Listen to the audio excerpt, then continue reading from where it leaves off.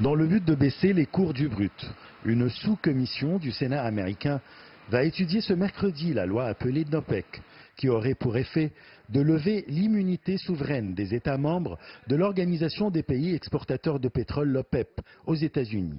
Ceci intervient après le discours du président américain à l'Assemblée générale des Nations unies, où il s'en est pris à l'OPEP et à l'Arabie saoudite.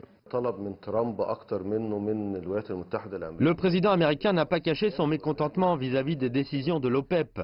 En relations internationales, Trump préfère toujours le rapport de force. Il a accusé l'OPEP d'être en train d'arnaquer le monde. Il s'est également interrogé sur l'utilité de défendre l'Arabie saoudite militairement et des subventions accordées au Royaume pour l'achat de son armement, tout en lui demandant d'augmenter sa production de pétrole. La décision de l'OPEP et ses partenaires de ne pas augmenter leurs objectifs de production lors de leur dernière réunion en Algérie fin septembre a contribué à raffermir les prix du pétrole. Une décision qui a suscité la colère de l'administration américaine qui se prépare à mettre en vigueur des sanctions contre les exportations pétrolières iraniennes.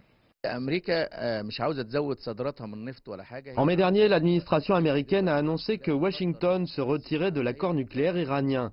Elle a également signé un décret instaurant un nombre de sanctions anti-iraniennes, y compris sur ses exportations pétrolières, en affirmant chercher à imposer une pression économique maximale sur ce pays.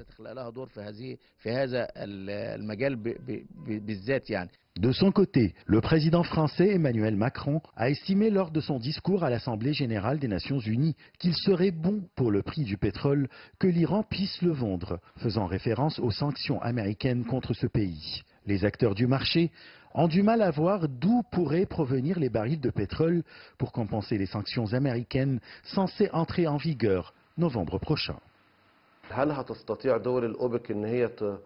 La première cause de la hausse des prix du brut reste la décision américaine de sanctionner les exportations iraniennes de pétrole.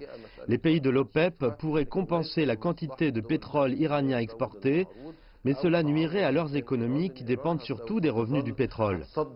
L'Organisation des pays exportateurs de pétrole et ses partenaires doivent se réunir début décembre à Vienne pour discuter des moyens de sortir de cette crise. Ashok Massoud pour CGTN français, Le Caire, Égypte.